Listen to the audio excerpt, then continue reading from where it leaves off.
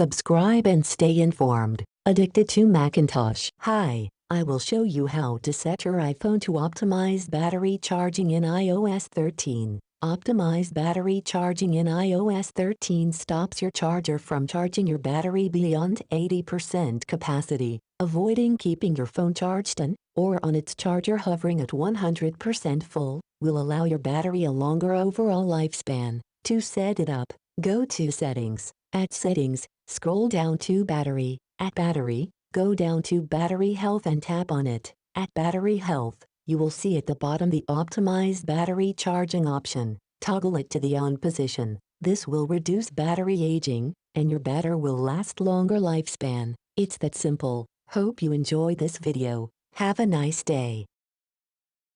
Subscribe and stay informed. Addicted to Macintosh.